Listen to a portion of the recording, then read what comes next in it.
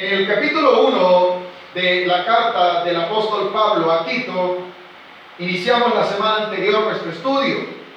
Hemos avanzado 9 versículos y en ellos aprendimos algunas cosas importantes por las cuales el apóstol Pablo decidió escribir la carta a Tito. Y una de ellas era porque en Creta había necesidad de que se estableciesen ancianos para aquellas iglesias que se habían establecido en la ciudad. ¿Con qué fin? Con el fin de que la iglesia caminara conforme a la voluntad de Dios. Los ancianos, los obispos, aunque son sinónimos, son los que ejercen el liderazgo en la iglesia. Y ellos son los llamados a corregir y a enseñar correctamente la palabra de Dios, para lo cual el apóstol Pablo le escribió a Tito. Y decía las características que habían que tener los siervos de aquel tiempo, como también los de hoy. Las mismas características y requisitos que están en Tito, las encontramos en la carta a Timoteo, y deben de existir hasta el día de hoy en los ministros. Y a causa, y hemos aprendido, de que no hay ni se cumplen al 100%, viene a haber una deficiencia en la iglesia. Cuando el ministro no cumple ciertos requisitos, viene a dar un mal testimonio y la iglesia tiende a menguar, y lo peor de todo, el inconverso tiende a señalar a la iglesia como que no está viviendo correctamente.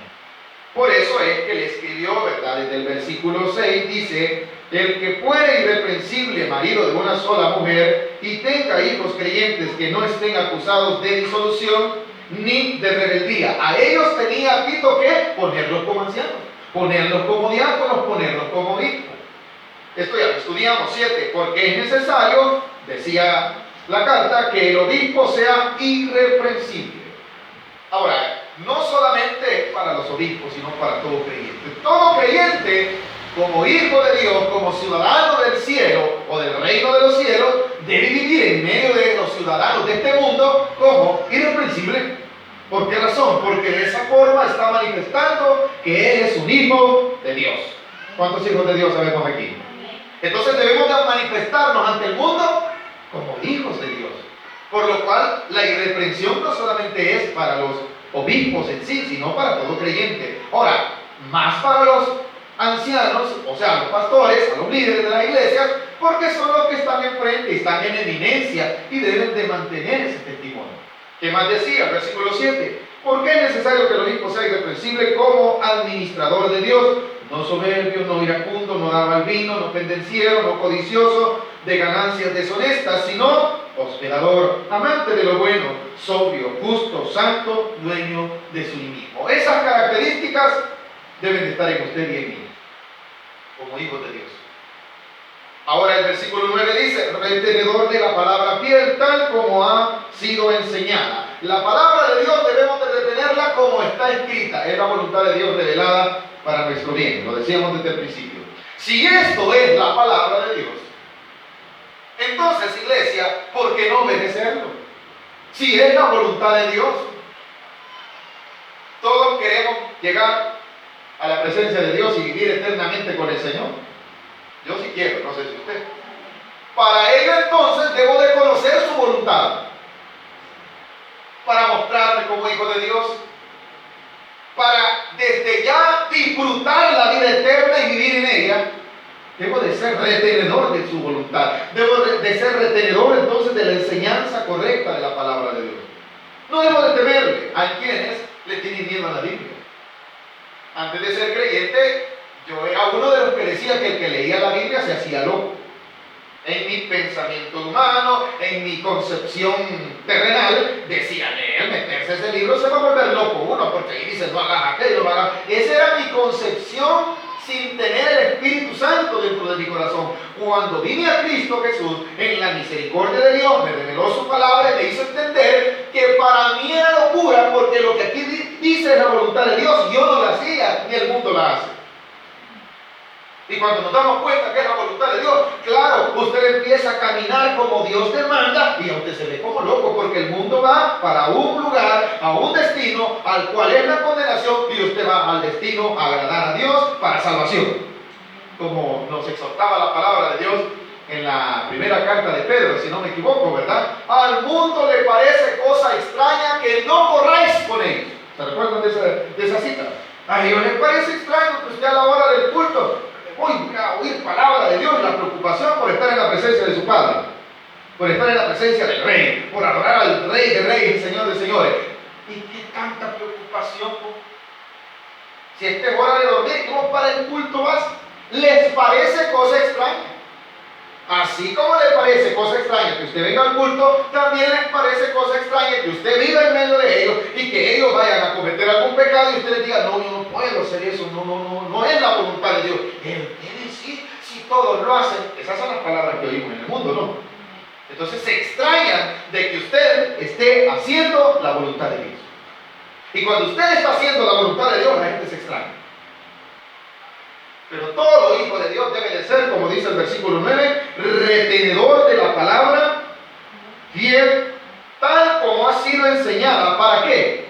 Para que también pueda exhortar con sana enseñanza y convencer a los que contradicen. Si usted y yo retenemos la palabra de Dios, que es la voluntad de Dios, la vivimos, tenemos un buen testimonio, tenemos la autoridad para decirle a otra persona lo que usted está haciendo es incorrecto. Lo que usted hace no le agrada a Dios. Pero ¿qué tal si yo no vivo la palabra de Dios que me ha sido enseñada? ¿Cómo voy a exhortar? No voy a tener la autoridad. No voy a tener, hermano, la solvencia moral, como dice la gente, para poder exhortar a otro, ¿verdad?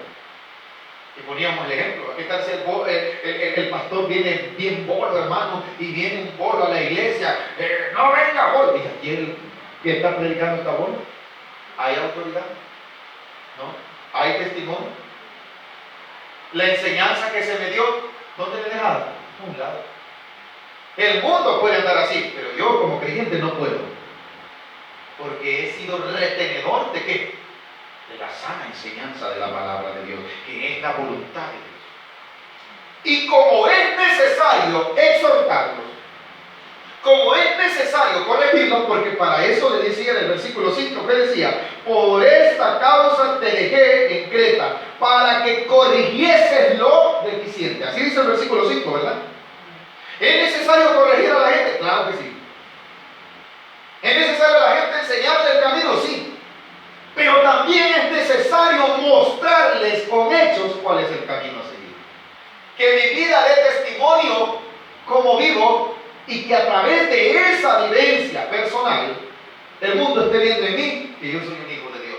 Sin necesidad que yo le diga voy a la iglesia, yo leo la Biblia, yo creo en Dios, porque mi forma de vivir está enseñando, está corrigiendo. Ahora, cuando yo vaya a hablar, eso va a ser un respaldo. Y dice el versículo 9, 10. Porque hay aún muchos. Ahora, el problema en la carta de Tito se daba dentro de la iglesia. En aquella ciudad llamada Creta, donde él ejercía el pastorado, allá había opositores como lo hay en este tiempo. El evangelio tiene oposición externa de los que no conocen, que no vienen a la iglesia, que lo señalan y le dicen ir a la iglesia es una locura, cierren la iglesia, mucha bulla hacen, y qué les interesa si nosotros tomamos y nosotros fornicamos y hagamos lo que queremos, qué les interesa, ustedes dejen de estarnos criticando. Esos son problemas externos, enemigos externos.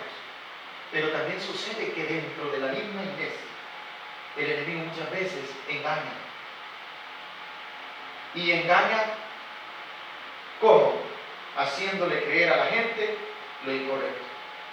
Y hay quienes lo enseñan y lo siguen. ¿Y qué dice la exhortación en el versículo 10? Porque hay aún muchos contumaces. La palabra contumaz decíamos que era aquella persona obstinada, es un sinónimo de obstinación. Aquella persona que está en lo malo, defiende lo malo y ahí, hermano, hasta pelea por lo malo. Ese es un contumaz. ¿Y qué son? Dice, porque hay aún muchos contumaces, habladores de vanidades. Quiere decir que lo que hablan hasta por los codos y no dicen nada. Eso quiere decir vanidad. Habladores de vanidades. ¿Y qué más son? ¿Cuál es otra característica que tienen? Engañadores. En aquel tiempo, mayormente los de la circuncisión. Cuando dice los de la circuncisión, se reconoce que en aquel tiempo habían judíos que traían las tradiciones judías a la iglesia y las imponían. Y a ellos era a los que el apóstol se refiere, mayormente esos de la circuncisión, que enseñaban que Cristo salvaba, pero a la misma vez creían, hermanos, en las tradiciones, en lo que les habían enseñado sus generaciones anteriores, aunque esto fuera un error, como mucha gente de hoy. La gente muchas veces defiende las tradiciones, e incluso el paganismo, las cosas incorrectas. No, pero ¿cómo vamos a perder la santa tradición de mi tatarabuelo, de mi tatabuelo, de mi abuelo y de mi papá? Inclusive aunque sea una tradición que no es conforme a la voluntad de Dios. Así hacían los de la circuncisión. Y engañan y imponen esas tradiciones. Es que aquí debe de hacerse tal cosa. Si no, no funciona. Si no, tal cosa. Cuando la palabra de Dios nos está exhortando a seguir solamente la voluntad de Él. No necesitamos tradiciones para agradar a Dios. ¿Cuántos estamos de acuerdo con eso?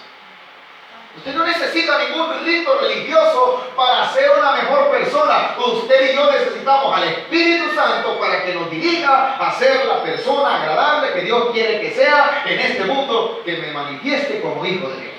Eso es lo que Dios demanda. Dios en sí no está demandando una santidad externa, que yo me vea así de corbata, me veo como hermano, ¿verdad? Pero dentro de esta vestimenta puede haber una bestia. Mi hermano, que feo algo. Puede haber un lobo rapaz vestido de oveja.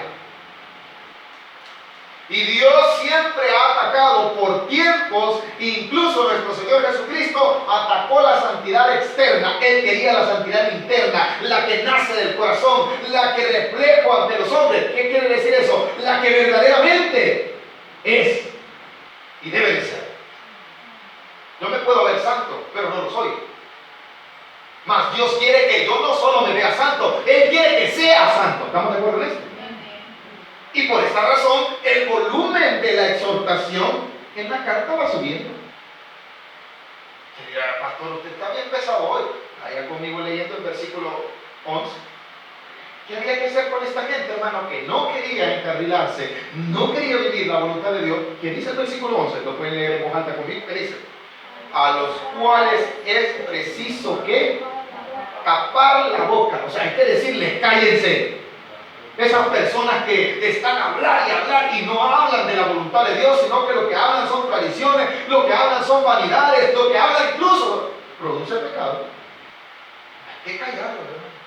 Ahora, no es que usted le va a agarrar la cabeza, vaya, con una mano la cabeza y con la otra le tapa la boca. No está hablando de ese exagerismo. Está hablando en sí de la necesidad que tenemos como hijos de Dios, vivir como Dios, enseñarle. De esa forma se le tapa la boca. Por eso les decía anteriormente que era necesario que fuese aquí del principio. Se les dice, a los cuales es necesario, dice el versículo 11, estoy en el capítulo 1 de Tito, ¿lo leen?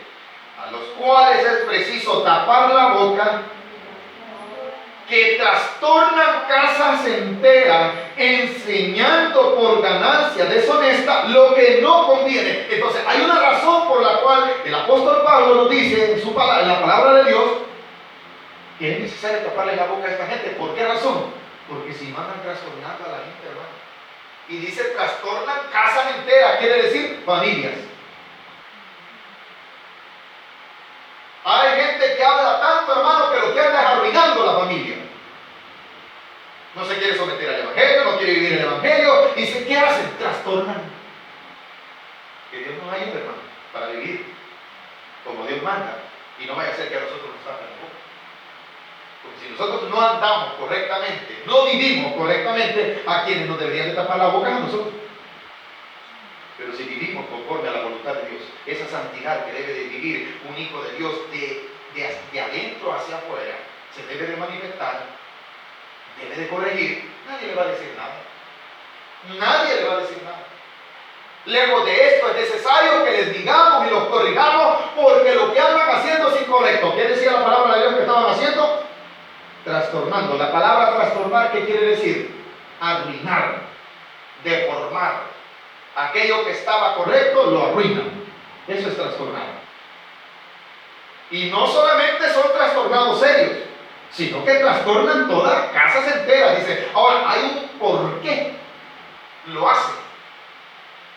Hay gente religiosa en la tradición, e incluso, hermano, usa la misma Biblia, dicen llamarse creyente con un fin. El fin es bajarse a los demás. Disculpe que hable así, pero la Biblia misma lo dice en el versículo 11 al final. Enseñando, ¿por qué razón dice el versículo 11 al final? Por ganancia. La palabra ganancia quiere decir dinero. ¿Por qué hacen de trastornar a la familia? Porque quieren beneficiarse de ellos.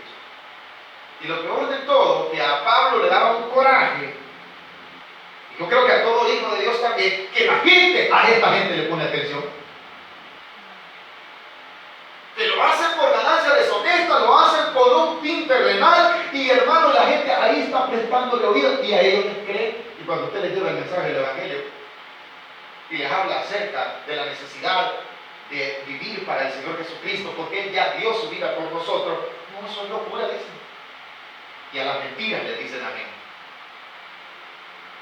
Y andan trastornando las casas. Ahí andan, hermano. Le traemos una enseñanza, fíjese que aquí, y después de la enseñanza, mire, le queremos vender tal cosa. Ganancia deshonesta. Amén, iglesia. Pablo nunca cobró por dar un mensaje, por escribir una carta, pero hay pastores y hay disque apóstoles que cobran por llevar el mensaje, cuando no debe de ser así. Por gracia recibiste, dan de gracia, ¿verdad? Jesús, ¿qué le dijo a sus discípulos cuando les envió de dos en dos? Que no llevaran ni alforja, ni espada, ni nada, porque Él los iba a proveer de todo. A la casa donde entraran y fueran recibidos, decir, ahí posar, ahí se les va a dar alimento. Si les dan, agarren, pero no vayan a pedirles. Y hay que enseñar a la gente que para que usted tenga un milagro, hermano, usted está en maldición, usted está enfermo porque no diezma ni ofrenda. ¿Quién le ha dicho? Eso es mentira. Porque hay gente que puede diezmar y vive en pecado. Y el pecado es el que trastorna a la gente. No le dicen. ¿Saben que hay gente, hermano, que vive en pecado y del pecado viene a diezmar a veces? Eso no salva. Pero tiene que decir que tiene que arrepentirse, vivir para Cristo. Y usted le agarra la ofrenda, si la arranca la de él, pero no por eso le vamos a poner en un lugar eminente, hermano, no. Allá ellos. Porque ellos deben de saber que lo que traen, lo traen para Dios. Y eso se les debe de enseñar. La gente entonces, hermano, el problema es que lo hace por ganancia deshonesta, y lo peor es que a ellos les decían amén. Creta, lo hemos explicado, era un lugar, una isla, en la cual, hermano, existía había cualidades de los ciudadanos de ese lugar como los que existen en este mundo. Y lo va a describir. Fíjense que Corinto se identificaba por ser una ciudad portuaria.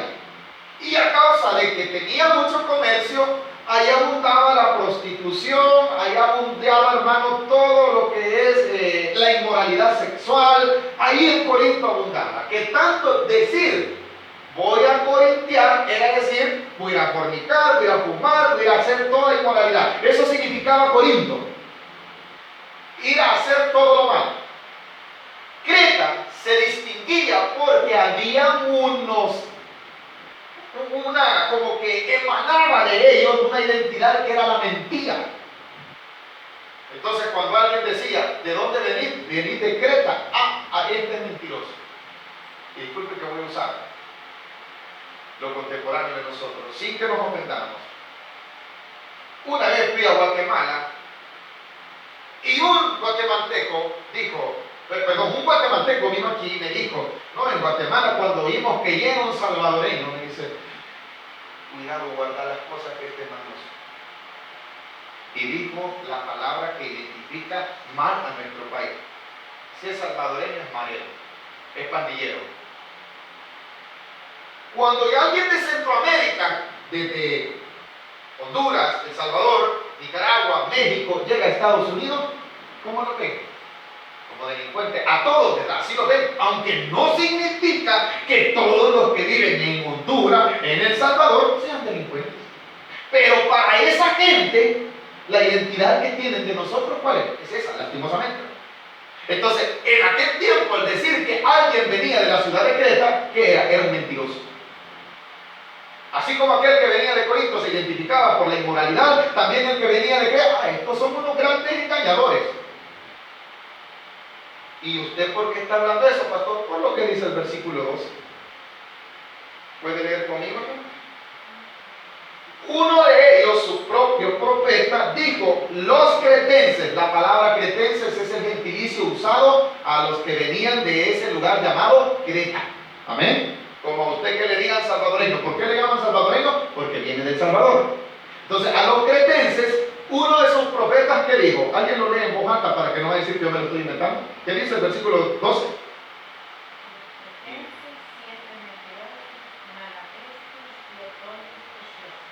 Lo digo yo, lo dice la Biblia. La Biblia dice esas cosas, ¿verdad? Cuando hablaban de que alguien venía de Creta, ¿qué decía? Estos o son mentirosos. ¿Cuál era el otro adjetivo? Malas bestias, glotones o ociosos. Hermano, qué pesado. Ahí está en la Biblia, yo lo tengo que explicar. ¿Qué significa cada una de esas cosas?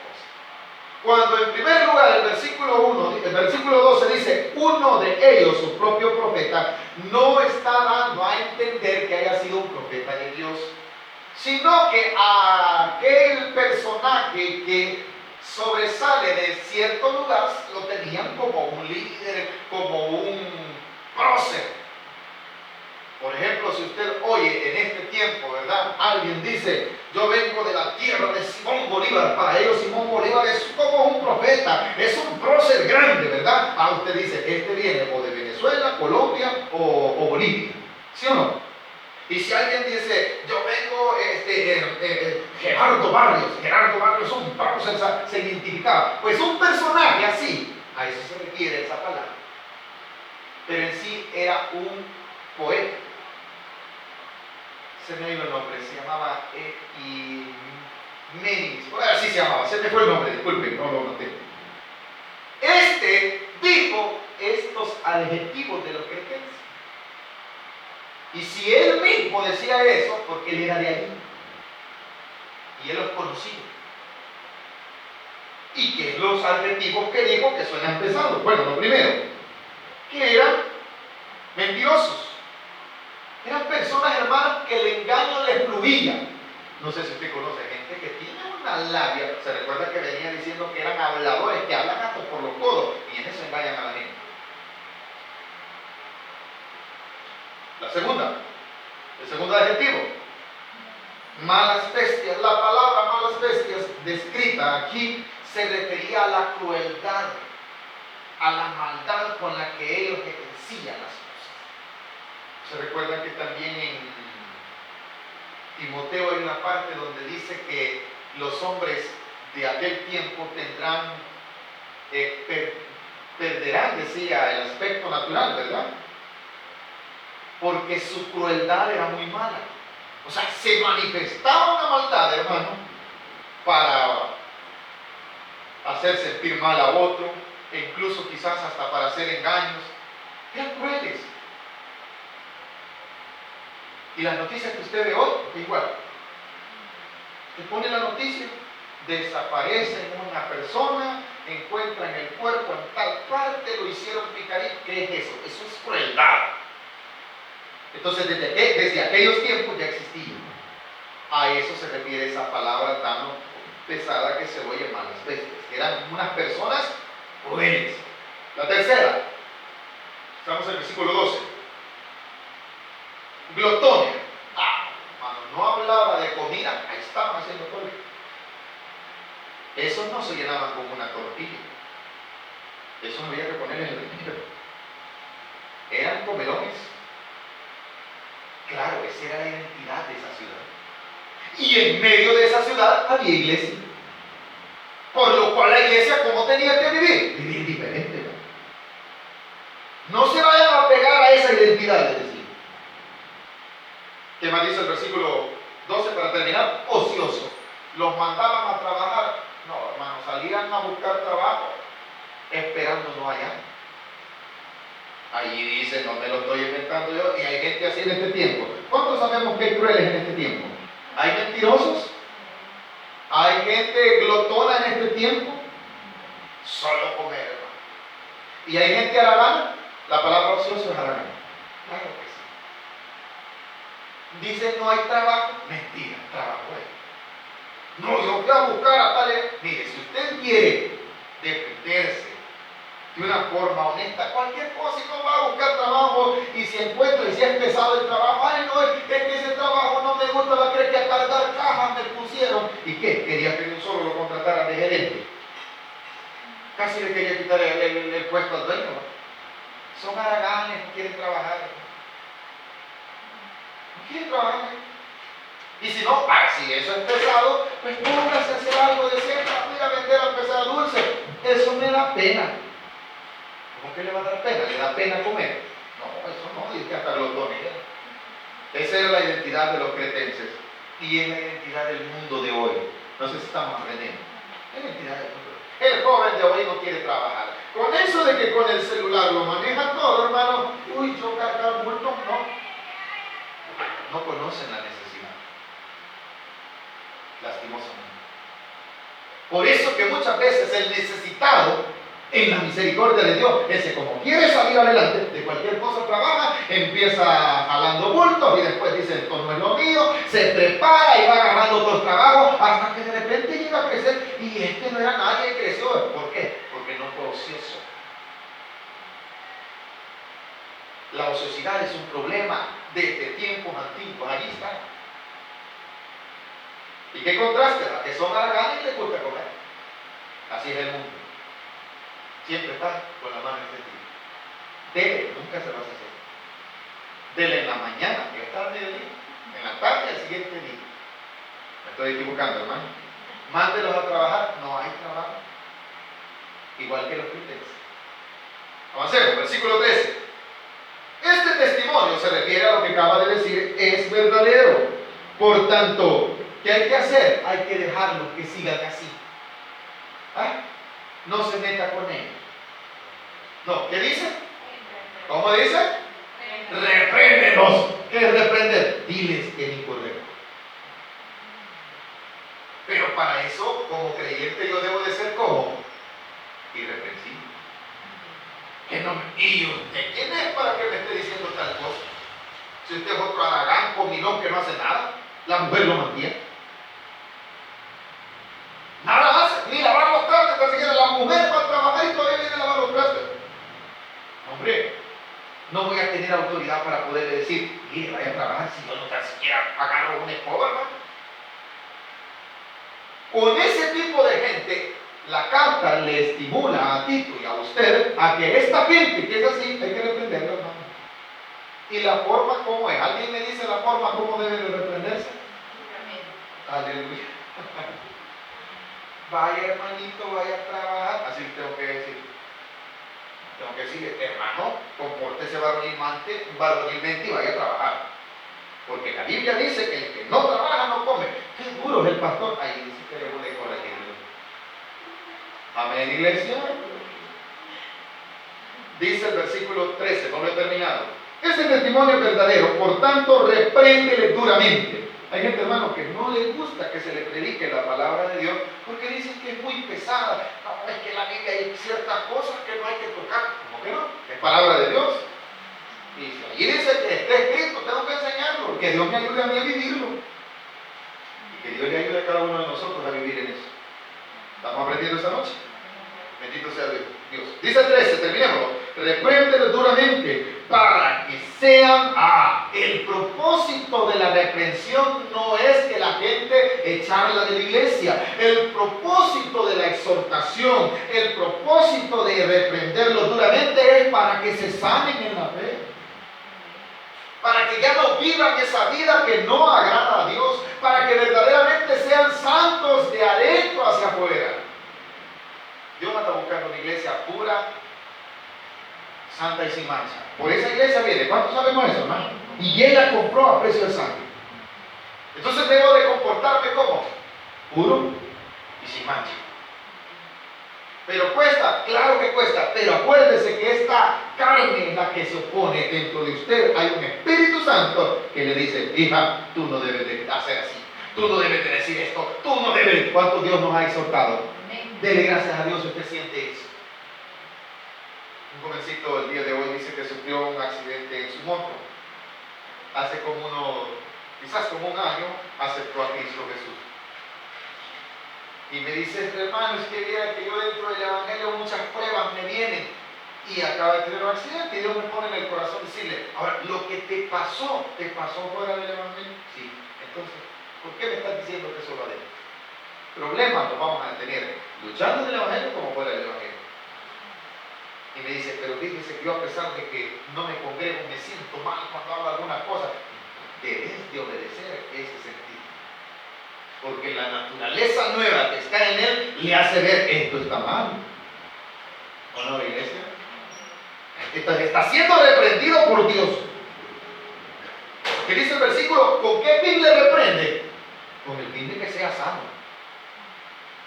Sano en la fe. 14.